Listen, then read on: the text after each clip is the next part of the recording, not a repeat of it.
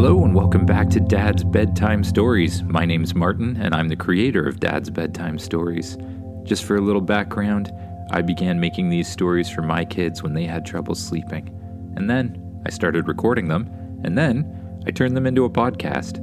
Most of the stories are around sci-fi and fantasy sort of ideas because that's what my kids like and that's the information I have stuck in my head.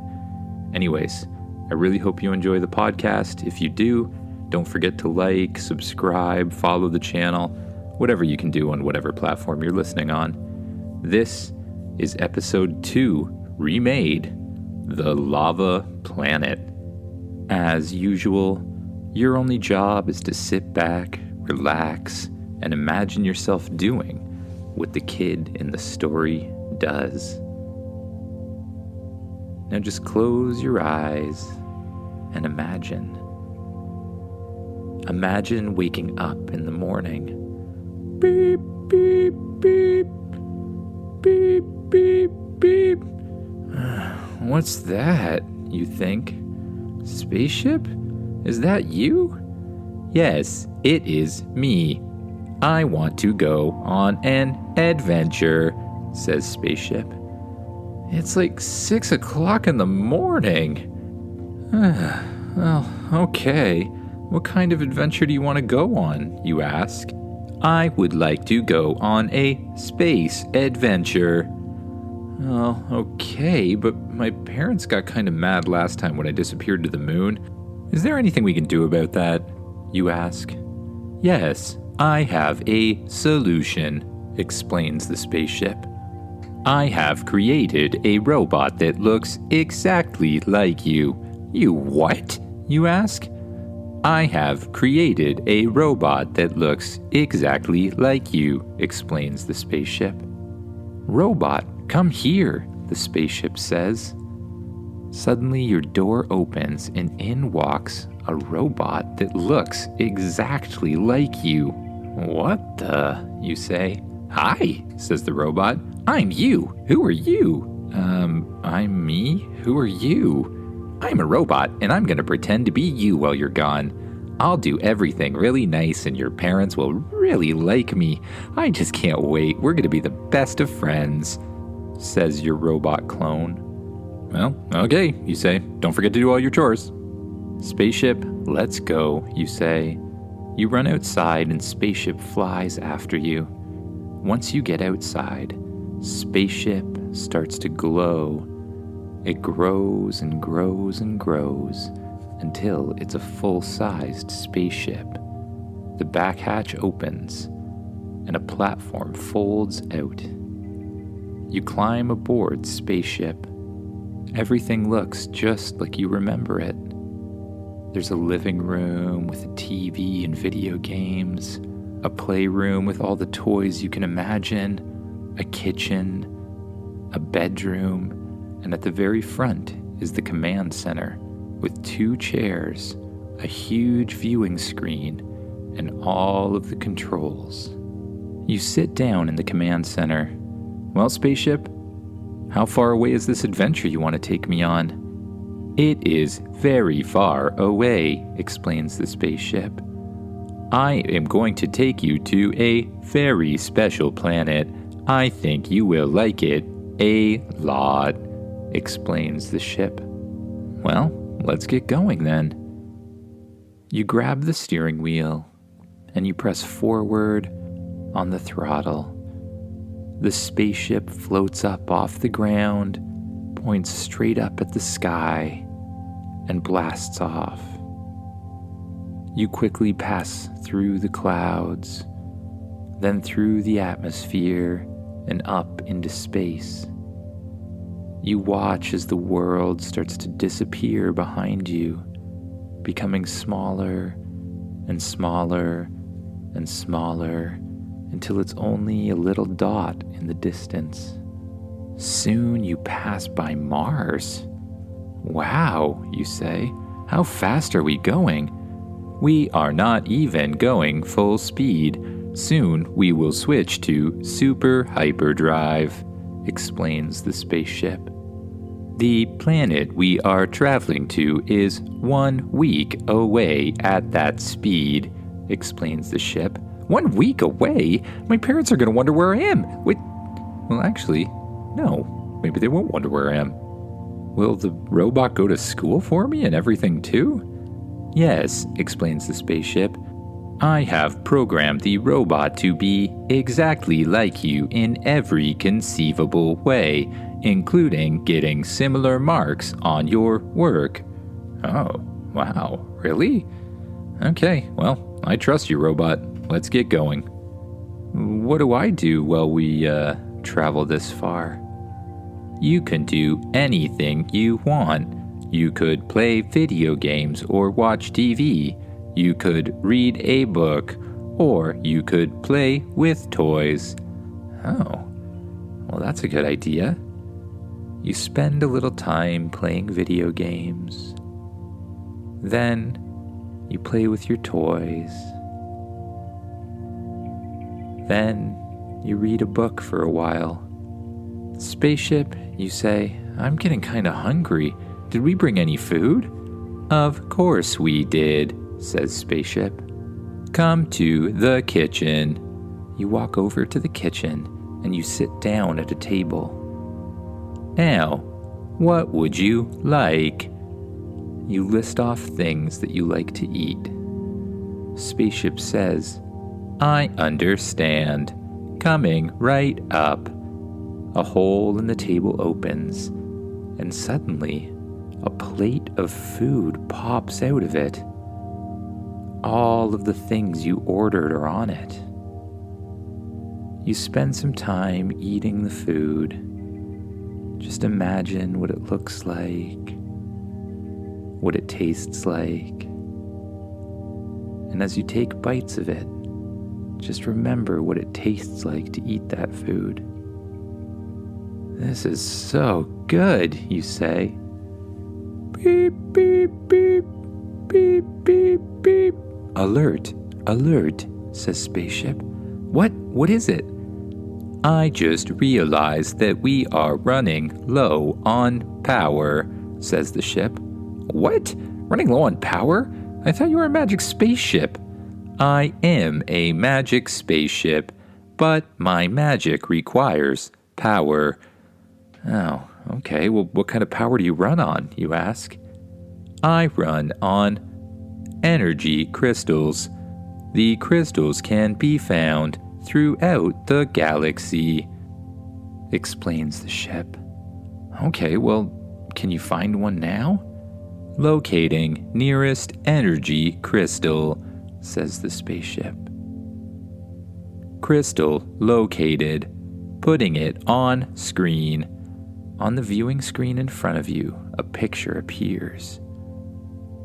There's a planet in the center of the picture, and the planet looks like it's on fire. It seems to be made entirely of lava, and it looks red hot, with little bursts of fire breaking out from it now and then. In fact, it almost looks more like a sun than a planet. We have to go there and get a space crystal? But I don't even know what a space crystal looks like, you say. A picture will be displayed now. The picture on the view screen changes to a picture of a gigantic and clear crystal. So that's a power crystal, you say. Yes, just search the planet for something that looks like this. If you can find a pure crystal, it should last for a very long time, depending on the kind of adventures we have and the things we do, says the spaceship. Set a course, you say. I guess we have no other option. Suddenly, the ship switches direction and blasts off at super hyperdrive. Suddenly, all of the solid objects turn to streaks of light, and you begin to travel at a very fast speed. Just as suddenly, the ship stops, and the streaks of light turn back to solid circles. that make up stars and planets. And you find yourself flying right above the lava planet that was on the display just moments ago. Okay, let's head down, you say. The spaceship heads down towards the planet. Will my spacesuit protect me? Yes, says the spaceship. Your spacesuit is designed to protect you from these difficult temperatures, explains the ship. However, you will have to fly around and manually look for the crystal. My sensors do not work in this type of heat, explains the ship. Okay, you say. When the ship gets down closer to the surface, you press the button on your watch. The spacesuit begins to unfold from it, first covering your arm, then your body, your other arm, your legs, and last your head. When it's finished, you look down at your arms and your legs, and you see the armor covering them. You remember that all you have to do to hover is think about it. You think about hovering up in the air, and you begin to fly just off the ground. You hover over towards the door and press the button beside it. The back hatch opens, and you see a world of lava and fire. Luckily, the spacesuit seems to keep you at the regular temperature no matter what it's like outside. You begin flying around the lava planet. You fly left and right, and every now and then flames shoot up from the surface that you have to dodge. I believe the crystal should be around here somewhere, says the ship. You look very carefully around, and in the distance, you see something shimmer. That must be it, you say. You immediately start to fly towards it. You skim just above the lava, and when you're almost there, the lava starts to rumble below you, and then it shoots up in a huge glob. But it turns out not to be a glob at all. It seems to be some sort of lava monster or something like that. It's a huge glob of lava, except it has arms and legs and eyes and a huge mouth that's dripping lava inside it. The monster swings its fist towards you. You dodge the fist and fly up and out of the way. Oh no, spaceship. The crystal seems to be guarded by some sort of lava monster or something like that, you say. I was afraid of this, says the spaceship. What do you mean you were afraid of this? You didn't mention anything about this. Don't you think that would have been relevant information? Oh, be quiet, says the spaceship. I will send some help. The spaceship sends 10 different robots flying out the back of the spaceship towards you to help. The robots begin to surround the lava monster and start shooting it with blasters that they have, but none of it really seems to make a difference. The lava monster hits the robots out of the way with its giant lava arms. The robots instantly melt. It continues to attack them until only 2 are left. We need a new plan, you say to Spaceship. This isn't working at all. But we need something that we could fight lava with, something that's the opposite of lava, like cold or something. Do you have anything like that? That is a good idea, replies the spaceship. And also, can't you come over here to help? You're a magic spaceship and I'm just a little kid.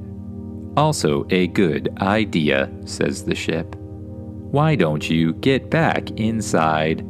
The ship flies towards you and the back hatch opens. You fly inside and land in the center of the ship. The doors close and you go back to the command center. Okay, what kind of weapons do you have to destroy this thing? I do not know, says the spaceship. Just use your imagination. Okay. Well, can you turn into anything else? Yes, says the spaceship. I can turn into anything. Anything? You ask. Can you turn into a giant robot? Yes, says the spaceship, transforming into giant robot. The spaceship begins to glow a bright yellow color, and it grows and transforms in shape all around you until it's the form of a giant robot. Out of the ceiling pops a little helmet. Put on the helmet, says the spaceship. You put on the helmet and you close your eyes. A strange sensation passes through your body. And when you open your eyes again, you're seeing through the eyes of the giant robot, formerly a spaceship. When you try to move your arms, the robot's arms move instead. The same thing with your legs. And you seem to have other senses that you didn't remember having, like the ability to fly. Whoa, you say. You practice flying left and right a little bit. Soon you feel pretty comfortable. Let's go get it, you say. You reach behind your back and pull out a giant sword. Zzz. This should help. You fly down towards the lava monster. It attempts to hit you with its lava hand, but again you easily cut it in half with the sword. That was awesome, you say. Unfortunately, the arm grows back right away, and it shoots out towards you once again. It hits you right in your chest. It doesn't hurt at all because, well, you're a giant robot, but it does seem to be eating away at some of the metal in your chest. Spaceship, I don't think this is going to work. We need another plan. You put your sword away. Do you have anything else, like a freeze ray or something like that? Yes, says the spaceship, activating freeze ray mode. You watch as the hand of the robot begins to glow, and then it transforms into a giant cannon. Cool, you say. You point the cannon at the lava monster, and you fire. A glowing blue beam shoots out of the cannon and hits the lava monster. The part that you hit begins to turn to rock immediately. It's working, you say. You start to fly around the lava monster in all different directions, trying to hit all parts of it with the freeze ray. Slowly, its whole body starts to slow down and transforms into solid rock. The lava monster is frozen with its arms reaching up towards you. Well, that takes care of that. For now, anyways, it'll probably melt soon. Let's get going, spaceship. Transform back into a ship. You take the helmet off of your head, and you're seeing through your own eyes again. The spaceship begins to glow, and it transforms into the normal form of a spaceship. You fly over to the platform where the crystal is standing. It's a solid platform that's not made of lava. The back of the ship opens up, and you walk out. You walk across the ground. You pick up the crystal, and you bring it back to the ship. Now, what do I do with this, you ask? Put it here, says the spaceship. A pedestal pops up out of the ground. You place the crystal in the pedestal, and suddenly it lights up, and the whole spaceship surges with energy. That should do, says the ship. All right, well, let's get back on our adventure. How much longer's left, you ask? Still 1 week, says the ship. Ugh, you say. Well, I'm going to bed. It's been a long day. Good night, says the spaceship. You walk to the bedroom, open the door, and go inside. You see a very comfortable bed. It looks just like your bed from home, but when you climb into it, it feels even more comfortable than you remember. You pull the covers up over top of yourself. "Lights out," you say, and the lights turn out. Your eyes are feeling heavy, so you allow them to close. You notice anywhere in your body that's holding tension. And with each big, deep breath you take, you let the tension go. There's no need to do anything. Just enjoy how comfortable the bed is and begin dreaming of other adventures to come.